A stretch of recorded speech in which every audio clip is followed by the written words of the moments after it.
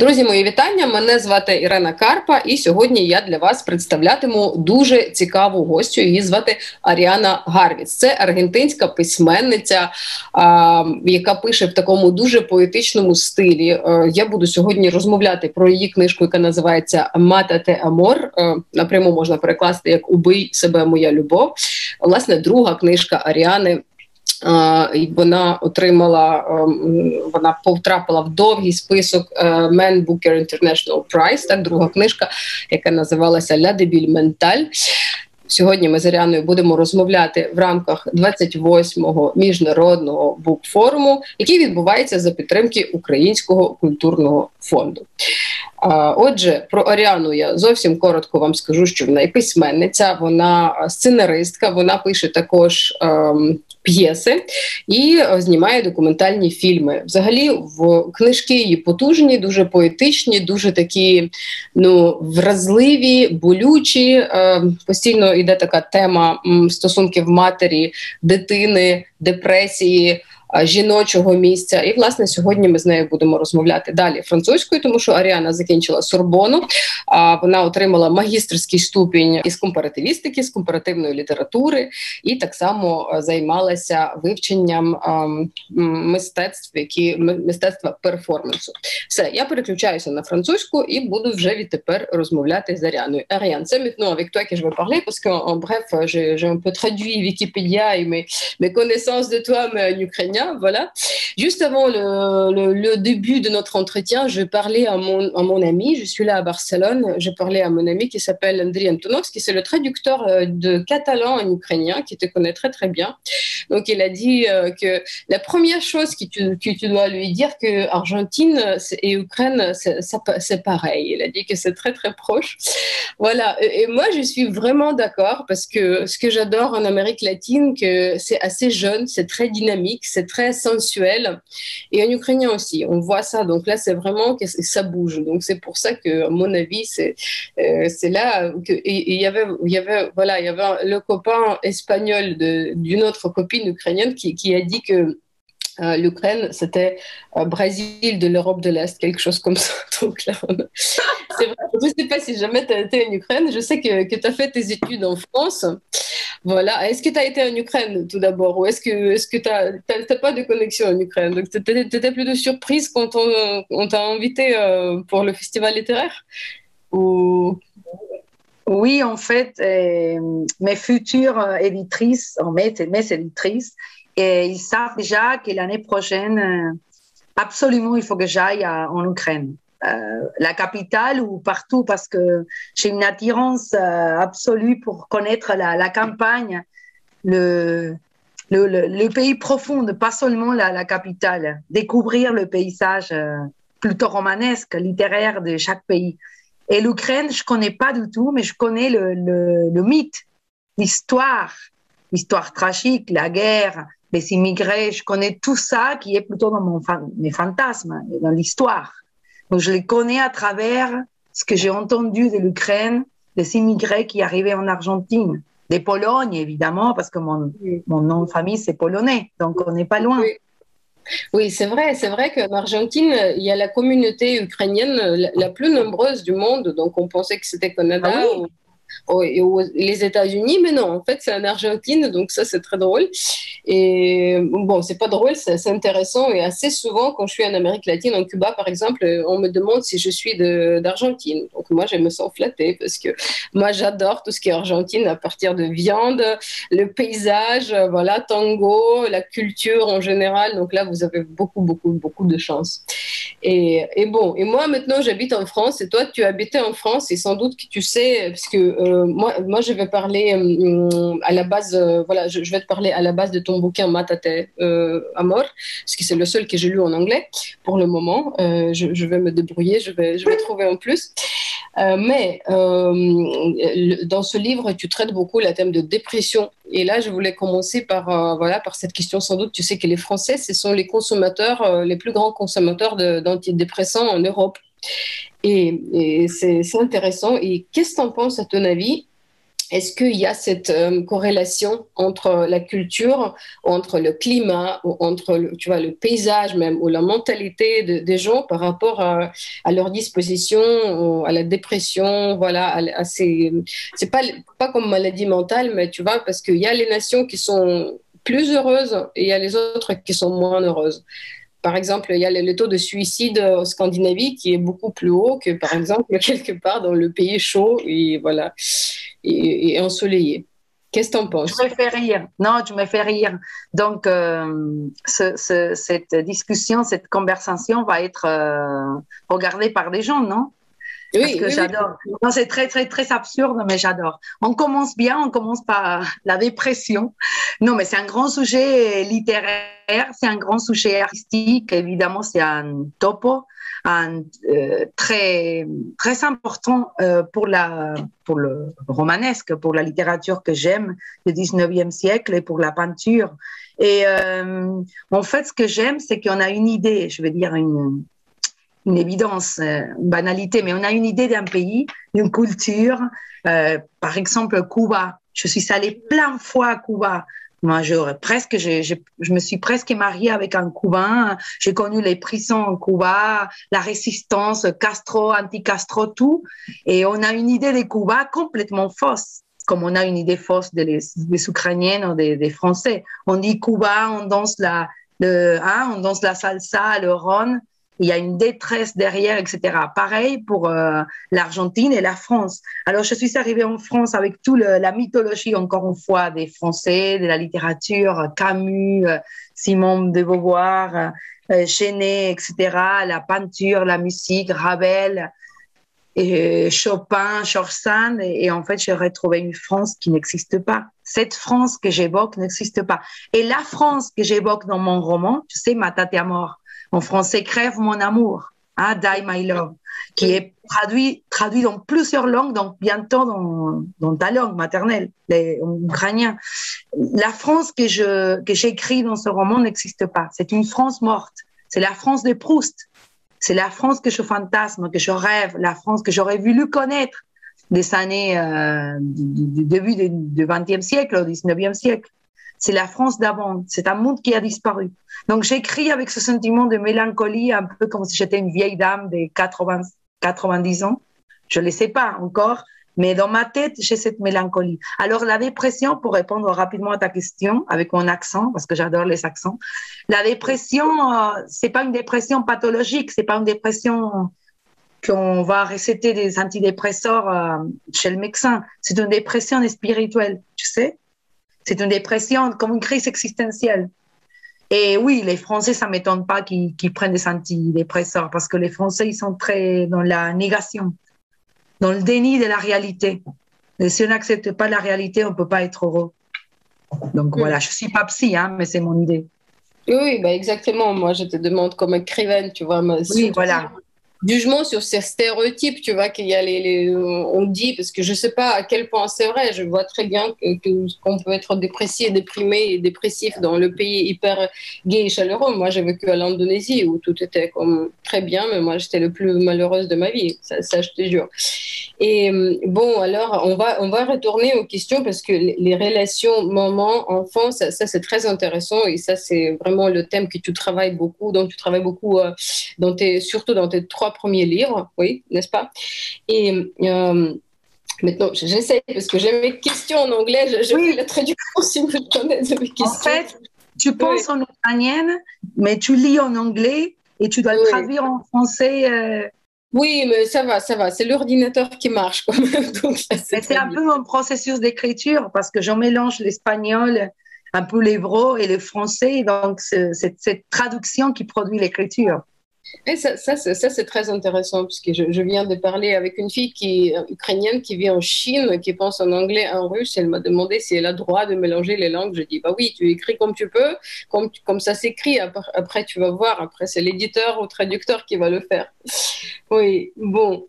Et écoute, Juste une seconde. Oui, voilà. Donc, ce que je voulais demander, qu'il n'y a pas vraiment beaucoup d'écrivains ou d'écrivaines qui ont cette courage, surtout écrivaines ou les femmes en général, qui ont cette courage de parler à propos de baby blues, de la dépression postpartum.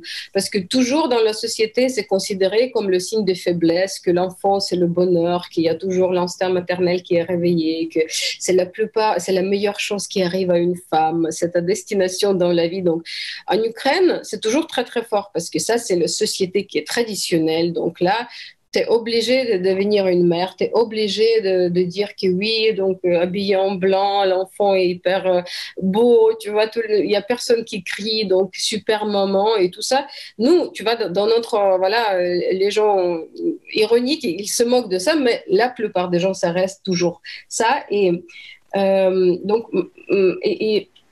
à mon avis, c'est hyper dangereux de ne pas parler de la possibilité de baby blues, de ne pas parler de la possibilité de la dépression, parce que c'est dangereux. Il y a les femmes qui ne sont pas préparées à ça, qui expectent que tout va être shanty, que tout va être super beau. Après, elles envisagent ça, et je connais une jeune maman, elle s'est suicidée. Le bébé avait 4 mois, et personne ne comprenait pourquoi, parce qu'elle avait le super mari qui la soutenait beaucoup, qui l'aimait, tout était bien, et voilà, juste comme ça. Donc la vie est énorme, et donc c'est pour ça que je te remercie de la part de toutes les femmes qui t'a écrit, qui t'a traité ce sujet. Mais ma question est, comment tu as osé? Qu'est-ce que t'a propulsé à travailler ce thème? Bon, j'aime beaucoup parler avec toi. Je ne te connais pas. C'est la première fois de ma vie que je te vois, que je parle avec toi. Et c'est la première fois de ma vie qu'on fait une conversation avec le Festival d'Ukraine. Mais j'aime beaucoup parce que je vois tout de suite que tu n'as pas peur de parler, qu'il n'y a pas un tabou, qu'il n'y a pas la double morale. La façon de parler un peu hypocrite et cynique des élites, que je déteste profondément, quelque chose de l'imposture, tu comprends, l'imposture. Il faut parler, mais sans parler, il faut dire sans dire. Il faut détester l'injustice sans vraiment la détester. Mais bon, ça, c'est les gens que je déteste, et c'est l'anti-littérature, pour parler de littérature. Enfin, bref. Bon, j'ai hâte d'aller en Ukraine. Alors oui, ce livre qui a été au début très marginal, très uniquement publié, déjà c'est beaucoup, mais en Argentine et dans quelques pays d'Amérique latine, uniquement en espagnol. C'est pas une langue marginale, l'espagnol bien sûr, mais ça a resté comme ça avec l'hébreu en Israël et l'espagnol, c'est tout, pendant des années, jusqu'à que l'anglais, l'empire, l'anglais, bon, oui. C'est comme le rapport des forces, l'anglais c'est l'anglais, arrive, comme tu as dit, le Man Booker Prize, j'ai pas gagné, mais j'ai été nommée, peu importe. Ça a ouvert les portes à, je dis pas toutes les langues du monde, mais beaucoup oui. Des langues que j'adore, des pays de l'Est, Europe de l'Est, et plein de pays aussi en arabe, etc., en turc, croate, au polonais, au roumain, etc., et géorgien. Et en fait, j'ai vu les femmes et les hommes, évidemment, mais les femmes beaucoup, et me remercier parce que dans toutes les sociétés, que ce soit Mexique, Pologne, avec le catholicisme partout en Amérique latine et d'Europe de l'Est, et la pression sociale et psychique pour avoir des enfants, encore donc maintenant avec le féminisme, peu importe, j'imagine même pas avant. Et c'est effectivement ce que tu dis. En Inde, les mères se suicident, les femmes, parce qu'avant d'être mère, c'est une femme, se suicident, mais c'est un tabou tellement fort qu'on ne peut pas parler de ça. Ils se jettent par la fenêtre. Et moi, je peux comprendre pourquoi. Parce que l'obligation d'être heureuse, l'obligation du bonheur, c'est quelque chose, c'est une torture. Hein. Tu disais tout à l'heure, oui, j'étais la plus malheureuse dans le pays les plus beaux. Mais oui, c'est ça. Il faut être heureuse, il faut aimer l'enfant, il faut montrer que tu es heureuse au mari, au beau-père, à la société. Et cette obligation, c'est un fardeau, c'est une torture. Alors moi, qui normalement appartiennent à une élite, parce que classe moyenne, intellectuelle entre guillemets, universitaire, occidentale, dans une démocratie, j'ai éprouvé un douleur, une espèce de torture de cette obligation. J'imagine même pas les femmes qui sont dans des dictatures. Alors oui, j'ai eu le courage parce que je me suis sauvée moi-même. Je l'ai écrit en espagnol dans un entourage qui parlait pas espagnol. Ça a été bien parce que c'était une façon de me réfugier dans l'écriture, tu comprends? Je pense que je l'aurais pas écrit dans une langue compréhensible pour la famille parce que j'aurais eu peur. de me faire découvrir, de me faire attraper, de me faire piéger. Alors, je l'ai écrit en espagnol. C'était une langue incompréhensible pour le reste, ou pas lisible, un peu, comprenait pas. Donc, il le lisait avec le traducteur Google, mais bon. Et donc, je me suis réfugiée dans une langue, tu sais, comme un asile politique. Écrire, c'est comme demander un asile politique. Écrire, c'est toujours fuir la société pour moi et aller à la rencontre d'une vérité. Donc, je l'écris en espagnol. J'ai pas eu peur. Je l'écris pendant la nuit, pendant que le bébé dormait, parce que j'avais un bébé pendant que j'écrivais. Et oui, parfois, j'avais honte de moi-même. J'avais la pudeur, j'avais peur, mais je l'écris quand même. Non, c'est incroyable parce que c'est de ça où vient la force. J'étais en train de te demander, mais là, tu as déjà répondu à ma question. Je voulais te demander si tu écrivais au moment même de ce sentiment, quand tu éprouvais ces émotions, ou est-ce que tu as mis à côté et après, avec le recul, ou si tu as écrit. Donc, c'était le moment présent. Waouh! Donc, c'est pour ça, ça se sent vraiment. Oui, absolument. Je l'écris dans le moment présent. Parfois, il y a Borges, plusieurs écrivains qui disent qu'il faut laisser passer la douleur, le deuil, la tragédie, le sentiment puissant, le laisser passer, c'est décaler pour écrire. Cette distance nécessaire. Je comprends cette opinion, cette thèse, mais c'était pas du tout mon cas. J'écris comme je te disais pendant la guerre, une guerre imaginaire, mais c'était une guerre quand même. J'écris pendant le bombardement. Je suis un peu obsédée par la guerre. Tu verras si tu continues à lire l'espèce de trilogie. Qui a la débile mentale, feeble-minded et précoce, tender. Tu verras que c'est une espèce de trilogie sur la maternité et sur la guerre. Donc, je me suis sauvée moi-même en écrivant ça. Mais j'avais peur de l'écrire, justement, parce que j'avais honte de moi. On s'auto-censure. Comment moi, je vais penser comme ça de mon propre enfant. C'est pas concevable, on n'est pas éduqué pour ça. C'est très, très courageux. Oui, ça, c'est sûr que c'est très, très osé. Et je te félicite pour ça. C'est vraiment, il faut avoir beaucoup, beaucoup de force pour ça. Et surtout, si on te lit avec le Google, c'est très drôle. Moi, je suis écrivaine. Mon mari, il est français. J'écris en ukrainien. Je comprends très, très bien de quoi tu parles. Mais après, oui, d'accord. Il y a des extraits qui sont traduits en français. Et il lit « Mais putain, pourquoi tu m'appelles Philippe? C'est ringard comme prénom. » Donc, il s'est reconnu. Ah, mais putain, pourquoi tu m'appelles comme ça? Oui, c'est ça quand il le prend bien. Mais c'est toujours une question qui me demandent les élèves, les étudiants, les personnes qui souhaitent devenir écrivains, etc. Ils me demandent comment tu fais. C'est une question assez classique. Comment faire avec l'entourage? Tu sais, le mari, l'amant, le beau-père, la mère, le père, le fils, la machin. Il faut toujours avoir le courage d'ignorer la vie un peu pour écrire. Pas l'ignorer parce qu'on écrit avec la vie, mais être capable de ne pas se laisser, comment dire, intimider, cadrer, oui. Exactement, harceler par les gens, parce que les gens, ils ne souhaitent pas que tu écris sur leur vie. Mais il faut avancer, il faut écrire. Ouais, moi, je suis complètement d'accord, surtout si les gens font des conneries et ils ne le cachent pas, tu as droit de décrire ces conneries, parce que ça, c'est pas quelque chose qu'il faisait, que voilà, dans les lettres, tout ça. Bon,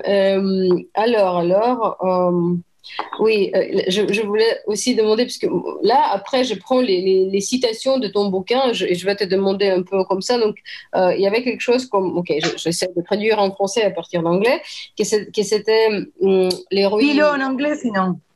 Non, mais l'héroïne qui est amazing, why couldn't he find a normal girl? Pourquoi elle ne pouvait pas trouver une fille normale? Et pour moi, la notion de normal, c'est pas très évident. Qu'est-ce qui est normal pour toi? Qu'est-ce pour ton héroïne, pour toi comme auteur? Qu'est-ce qui est la personne normale?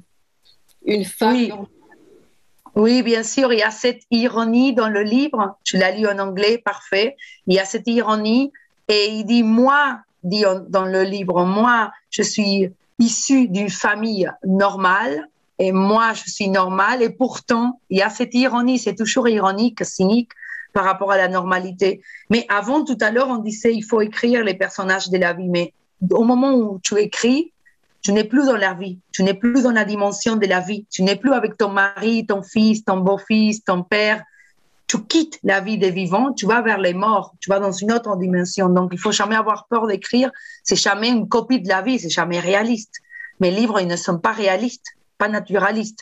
Alors, la normalité, pour moi, ça n'existe pas. Il faut pas être trop intelligent pour le dire. Il faut pas être psy pour le savoir. La normalité, c'est une construction, c'est une idée idéalisée, c'est une construction mentale, c'est une utopie, c'est une image qu'on a de nous-mêmes et c'est une construction culturelle qui, selon l'époque, varie et change, se métamorphose. Alors, ça n'existe pas la normalité, ça existe la différence entre la névrose et les cas, et les psychoses, forcément, et les malades mentaux, ça oui. Mais mes personnages, ils pensent qu'ils ne sont pas normaux ou qu'ils ne sont pas normaux parce que c'est la société qui les fait croire ça. Tu comprends?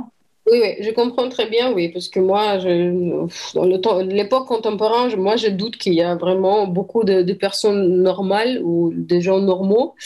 Et voilà. Et ce qui est drôle, que aussi encore un stéréotype dont tu te débarrasses dans ton livre. Les gens disent que oui, c'est la big city life, c'est la vie dans la grande ville qui commence à détruire notre cerveau, qui est super stressant et tout ça. Il faut se barrer, il faut faire le downshifting. Et ton héroïne, donc là, elle a fait ça, elle a fait le downshifting. C'est ça qui est stéréotypiquement la vie idéale. Tu as ton bébé, tu as ton mari, tu habites dans la forêt, dans un petit village très sympa, il y a des animaux sauvages. Et pourtant, c'est ça qui lui a foutu le plus grand coup de dépression. Donc là, c'était pas la ville, voilà, elle se sentait seule, elle n'avait pas d'amis, elle était vraiment capsulée dans cette famille avec le bébé, avec la belle-mère, avec le beau-père décédé, avec son mari. Moi, c'est vraiment le sentiment de solitude très, très profond. Je ne sais pas si c'est lié au fait qu'elle est immigrée. Ça, je comprends très, très bien. Moi aussi, je suis immigrée, je ne vis pas dans mon pays. Mais surtout, je trouvais ça très intéressant parce que pour la plupart des gens qui vivent dans les grandes villes, c'est hyper bucolique. Tu vas dans la forêt, tout va bien. Et ici, je crois que c'est ça qui a aidé vachement à la souffrance aussi de l'héroïne. Et ce qui est drôle aussi, que tu n'utilises pas beaucoup le mot souffrance. Donc, tu décris la souffrance, mais je n'ai pas trouvé beaucoup de fois le mot souffrance dans ton écriture. Ah, ça, c'est bien. C'est mieux, non? C'est mieux de travailler les mots, de travailler le texte, de travailler le langage, toujours en essayant de contourner, pas seulement les clichés ou la convention, sinon de contourner la chose. Non, mais je viens de penser à travers de ce que tu viens de dire. Toujours écrire au peintre, c'est contourner, c'est pas dire ce qu'il faut dire, c'est dire autrement, autre chose. Prendre un autre chemin pour dire. Pour parler de la maternité, il ne faut pas forcément parler tout le temps de la maternité, c'est contourner. Et oui, et c'était avant le Covid, c'était il y a presque 10 ans que j'ai écrit ça. Je suis porteña, je suis née à Buenos Aires, j'ai toute ma vie vécu presque 30 ans à Buenos Aires, tu imagines, grande ville, la capitale, blablabla, et je me retrouve dans la campagne, dans un petit village, c'est même pas un village, c'est un hameau, c'est pas un village, c'est un hameau, ça n'existe pas, je sais pas comment dire, il y a 4, 5, 6 maisons, et il y a toute l'idéalisation, le romantisme, hein, le romantique, hein, les papillons, la forêt, le champ, Rousseau et ses promenades. Et en fait, évidemment, c'est l'enfer, comme c'est l'enfer la ville aussi, mais bon, l'enfer, il est partout, mais c'est l'enfer, et justement, ça m'a aidé à bien regarder les personnages, les voisins, les animaux, la détresse des gens. Je me suis renseignée les suicidés du village, tu sais, il y a toujours des suicidés, mais bon, à la campagne, on se suicide autrement. Les animaux et les personnes, on se suicide autrement qu'à la ville. C'est pas pareil, il n'y a pas le train, tu ne te jettes pas dans un train, ou dans un pont de la Seine. C'est une autre façon de se suicider, c'est une autre détresse. Tu entends les cris, tu entends les chasseurs. Donc, c'est une autre sonorité que dans la ville. Moi, j'adore la sonorité de la campagne parce que c'est une autre sonorité et une autre violence. Il y a l'inceste, il y a la violence, la détresse, la violence entre le couple, mais autrement que dans la ville. Et cet espace noir pendant le soir, tout est noir. On dirait qu'on est dans l'espace. Donc, j'ai écrit avec toute cette sonorité, ces paysages. Oui, c'est vrai qu'il y a vraiment beaucoup, beaucoup de poésie dans ton écriture. C'est vrai que c'est très visuel, donc j'imagine, c'est très facile à voir. C'est comme si tu étais vraiment plongé dans, et donc là, c'est pour ça que c'est captivant. Donc on s'arrête pas, on lit jusqu'à la fin. Donc, et ça c'est pour ça que je vais conseiller à tout ce qui nous regarde, voilà, aux futurs lecteurs de ta traduction, que vous allez voir, vous allez vous accrocher jusqu'au mois. Et voilà, et donc maintenant tu as répondu à ma question suivante, puisque je voulais te demander à propos de ton enfance. Voilà, moi, j'ai vécu dans une petite ville au milieu des Carpates, les montagnes, donc c'était un peu glauque. C'était une petite ville, mais quand même, je comprends très très bien l'univers de ton héroïne. Tout le monde regarde tout le monde, donc il y a toujours les rumeurs qui est parti avec qui. Il te regarde, voilà, c'est vraiment comme tout ce parade. Elle était pas stable, la fille, mais tout le monde la regarde, les gens avec leurs tracteurs et tout ça. Donc là, ça, je sens C'est très, très. ça. Voilà. Donc toute ma vie, la seule chose que je voulais, c'est que je voulais me barrer dans une grande ville où personne va me connaître, où je serai incognito. Et je voulais devenir écrivaine. Donc là, c'est à partir. Et donc, pour ton enfance, quand tu étais petite à Buenos Aires, est-ce que tu voulais toujours devenir écrivaine ou peut-être tu voulais devenir scénariste ou documentaire parce que tu as fait les arts, les arts, tu as fait littérature comparative, oui, et tu as fait le performance. Je ne sais pas qu'est-ce que c'est en français. Donc là, qu'est-ce que tu voulais devenir? Pourquoi tu es partie en France? Qu'est-ce qui t'a poussé de quitter ton pays au tout début? Ah oui, non, je viens de penser que quand j'ai écrit Crève mon amour, Die My Love, et j'étais aussi dans le monde du cinéma. Donc, c'est pour ça que Die My Love aussi, il reproduit d'une certaine façon un imaginaire de cinéma. Pas seulement cinéma américain, cinéma russe, cinéma allemand, cinéma polonais et des villages. Et c'est vrai, quand il y avait une femme qui divorçait, il suffit pas une femme qui tuait ses enfants, hein, un infanticide, ou qui violait ses enfants. Non, non, juste divorcée, au XXe siècle. Hein. Et les gens, j'ai vu, hein, ils regardaient par la fenêtre et voilà la divorcée. Voilà la divorcée. Donc, elle était montrée du doigt parce qu'elle divorçait. Donc, c'est faux qu'il divorçait, c'est une affaire lambda, banale. Maintenant, dans les démocraties d'Occident, c'est faux. Dans un village, celle qui divorce, c'est toujours une femme assez folle et bizarre. Alors moi, quand j'étais petite, non, je pensais que j'allais être cinéaste, direct, metteur en scène, diriger des films. J'ai fait des études de cinéma, de théâtre, de philosophie, de photographie et littérature, blabla. J'ai fait des études pendant 20 ans, art, philosophie. Ce qui m'a beaucoup aidé, c'est la philosophie, le cinéma et le théâtre, pour devenir écrivaine, entre guillemets. Mais non, non, je ne me rêvais pas écrivaine, mais j'avais une certaine mélancolie. Et je me regardais vivre. Je regardais les situations. Je les regarde toujours comme si c'était des scènes de films ou des romans. Ça m'a aidé, ça, ce regard. Hmm. Oui, oui, c'est très intéressant. Voilà, aujourd'hui, en fait, j'ai parlé à mon étudiant parce que moi, j'enseigne l'écrivain, voilà, creative writing, l'écriture. Et ce qu'elle m'a demandé, c'était très drôle. Elle était perplexe. Elle dit qu'elle écrit, quand elle écrit, et les bouquins qu'elle adore, c'est les bouquins d'ambiance, donc comme le tien, en fait. Et moi, j'enseigne vraiment parce que, voilà, les techniques un peu cinématographiques, surtout pour la structure, pour l'histoire, pour l'action.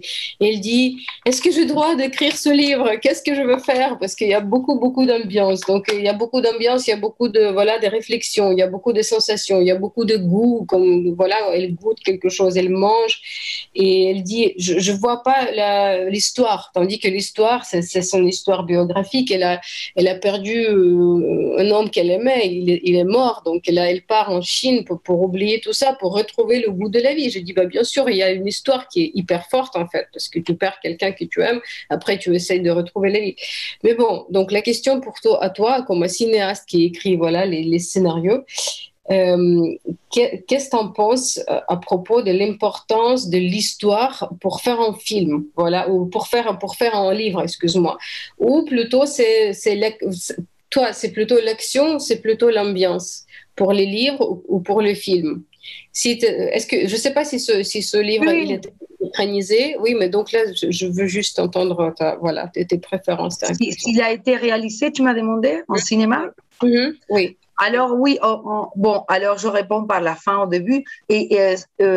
Tous mes livres, mais bon, en parlant de Crève mon amour, de Matate Amor, ils ont été adaptés au théâtre. Qu'est-ce que j'aime le théâtre 1000 fois plus que la vie. Non mais vraiment, vraiment. Quand je suis dans une répétition, je dirige pas les pièces, hein, mais j'observe autant que comme écrivaine. Je suis invitée, hein, et j'observe les répétitions. Et je dis c'est tellement plus intéressant que la vie. Après la vie, c'était très intéressant. Mais j'aurais voulu être pianiste, soit actrice, soit écrivaine. Donc ça va parce que j'ai réussi au moins une des trois désirs, des destins. Mais je comprends les destins des actrices, des belles, des actrices, des vraies actrices, pas des. Et il a été adapté au théâtre dans plusieurs pays et au cinéma bientôt.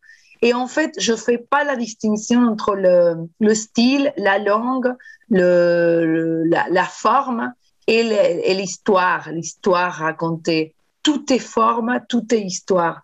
Mais tout est dominé par la forme. Il y a une histoire, c'est sûr, mais elle est complètement soumise, subordonnée à la forme. La forme dirige tout, c'est la maîtresse, c'est le chef. Alors la forme, je la suis et l'histoire va derrière. L'histoire suit la forme. Le cheval, c'est la forme. Donc je construis comme ça les romans. On revient vers ton roman. Moi, j'étais très touchée et moi, en fait, j'ai freiné, j'ai commencé à réfléchir, tu vois, le moment où le beau-père mort. Et donc, le moment pour le funérail. All that fucking around, all his war story, and nobody could say anything about him. Ça, c'est vraiment, j'étais un peu stupéfiée, en fait, que voilà, toutes les histoires de guerre, tout ce qu'il a fait dans sa vie, et les gens ne trouvaient pas de mots, qu'est-ce qu'ils peuvent dire, voilà, pendant ces pompes funèbres. Et j'ai assisté aux autres aux funérailles, voilà, d'une tante de mon homme, et c'était aussi oui, elle cuisinait ça, elle faisait ça, il n'y avait pas vraiment grand chose à dire quand même. Il y a une personne qui est morte. C'est affreux, c'est affreux. Oui. Qu'est-ce que c'est que ça, voilà, qu'est-ce que tu en penses à propos de ça, de mémoire, de traces qu'on laisse dans dans la vie, parce que ça c'était waouh, pour de vrai, c'est comme ça en fait. En fait, j'ai assisté à plusieurs enterrements dans des églises. Je ne suis pas catholique, donc pour moi, tout ce qui n'appartient pas à ma culture directement, ça m'intéresse énormément parce que c'est l'autre, oui. Hein, l'altérité. Et il faut la rencontre. Au contraire, ce qu'ils disent maintenant qu'il faut écrire l'identité, soit l'identité. Non, il faut aller à la rencontre de l'altérité, la différence, le mystère, tout ce qui n'est pas toi. Et bon, j'étais dans des grandes églises, là où j'habite encore. C'est des églises du XIIIe siècle, des églises du Moyen-Âge. Et un homme était mort et personne ne trouvait quoi dire. Donc, je me suis dit, quel destin terrible, affreux. Je mors et personne n'a rien à dire à part des banalités, des choses la banalité, ça, c'est rien, c'est mieux le silence. Alors, j'observais le comportement des gens et cette langue dans les cimetières, cette langue bizarre des enterrements. C'est une langue entre la littérature, mais après, il n'y a rien. Donc, c'est difficile de parler des morts. Et donc, ce beau-père a inventé des aventures, a inventé une vie d'aventures et d'épiques et des guerres et des combats. Et peut-être qu'il n'avait rien fait, tout était faux. On invente des choses, mais tout est faux. Et après, une fois que la personne meurt, on ne sait pas. La personne meurt avec plein de mystères, non, des secrets. On trouve après dans les tiroirs des choses qu'on ne savait pas, dans des journaux intimes. J'adore tout ça. Tout ce qui reste d'une personne qui est morte, tout est un mystère. Non?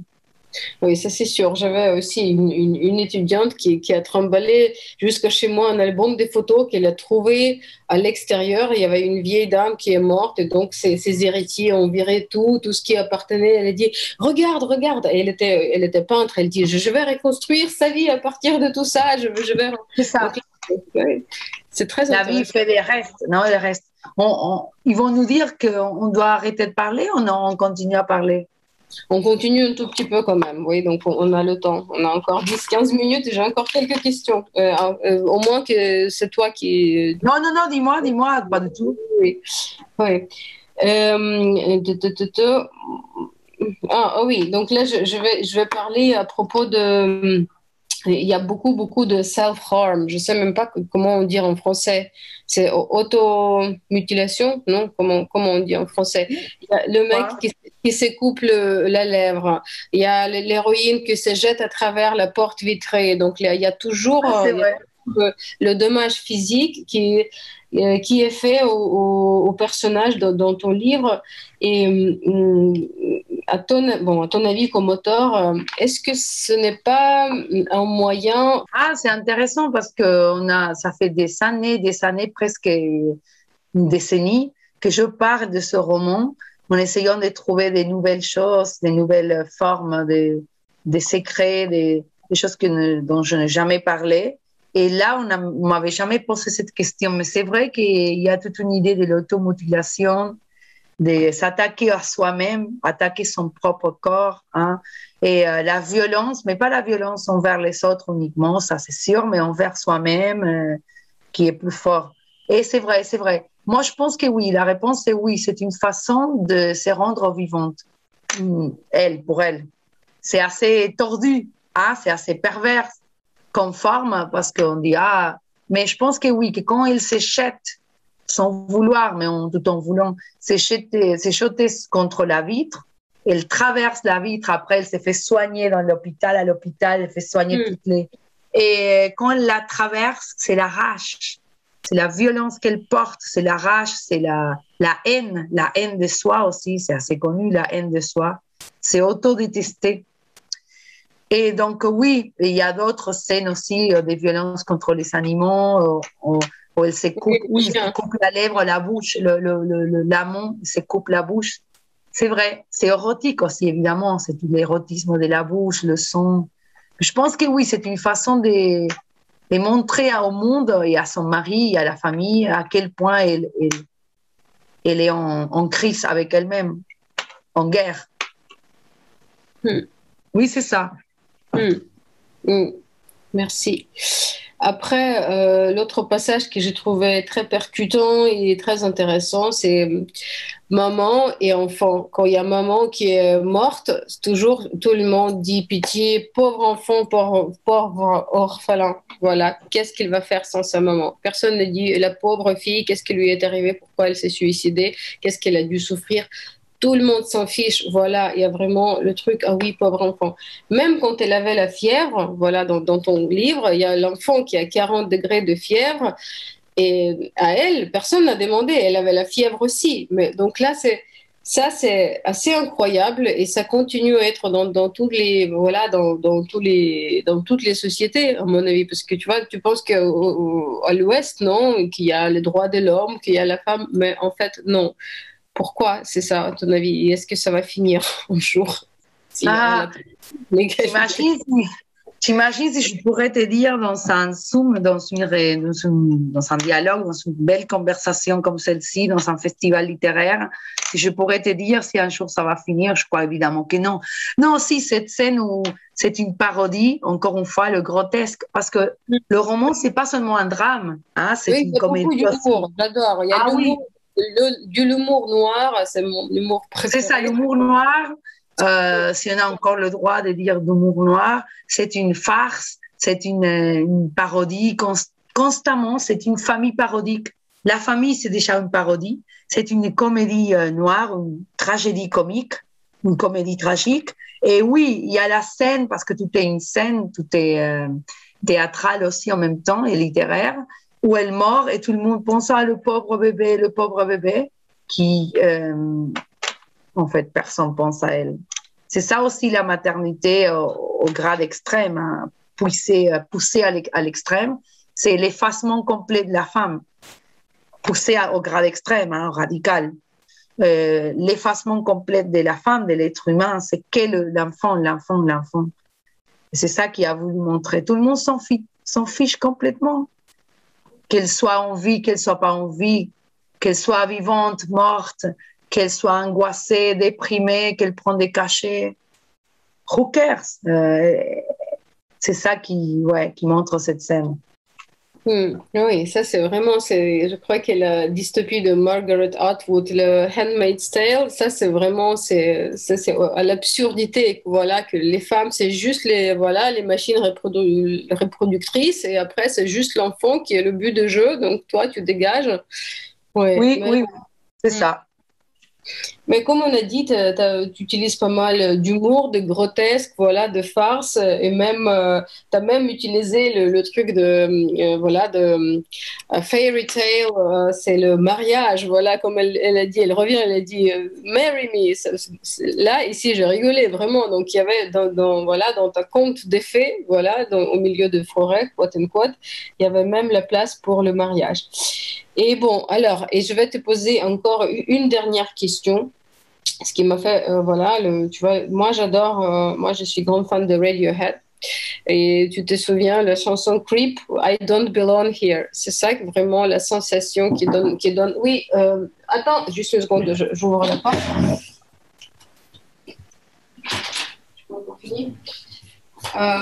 Donc, I Don't Belong Here. Et. Il y a un chien aussi dans le roman. Oui. C'était pas ton chien, non? Non, c'était pas mon chien. C'est une chienne ici. Oui, moi, en fait, je souffrais beaucoup pour le chien. D'habitude, je souffre plus pour les animaux que pour les humains. Voilà. Mais bon, et alors, I Don't Belong Here. Ça, c'est vraiment la sensation. L'héroïne, elle est captivée, elle est dans une cage, elle n'arrive pas. Donc, c'est la cage qui est faite de, je sais pas, de verre, c'est la cage qui est invisible, mais elle n'arrive pas à la traverser. Et après, tu envoies le lecteur vers son enfance quand elle avait 3 ans et elle se barrait de ses parents à la plage. Elle voulait pas rester avec ses parents. Elle a même pensé qu'il fallait dire que c'était pas mes parents. Je voulais pas. Donc, elle appartenait même pas quand elle était petite. Donc, c'est la sensation vraiment que la vie est trop étroite, qu'elle veut se barrer, qu'elle veut s'évader. Et donc, est-ce que je voulais te demander en fait ça? Est-ce que ça, c'est le trait de caractère? Est-ce que ça, c'est le type de personnalité qui ne trouve pas sa place? Ou est-ce qu'il y a de l'espoir dans ce type de, voilà, pour ce type de héroïne, pour ce type de personnage? Est-ce qu'il y a la place de l'espoir dans ton livre? Ou est-ce que c'est l'éternel I don't belong here? Peu importe s'il s'agit de l'enfant ou d'une femme adulte qui est déjà à son tour la maman de l'enfant. Oui, j'aime bien. Et il y a aussi la musique, pas beaucoup, mais il y a aussi la musique Glenn Gould et Death Smith. Et il y a aussi la musique dans le roman et ça aurait pu être cette chanson, bien sûr. Et pourquoi pas. Et en fait, elle éprouve, et c'est cette scène aussi parodique à la plage, comme tu dis, dans un autre monde, elle était un bébé et elle a fui ses parents. Et effectivement, bon, et il n'y a pas d'espoir absolu, comme il n'y a pas non plus un nihilisme absolu non plus. Ça serait pas intelligent. Il y a toujours entre les deux.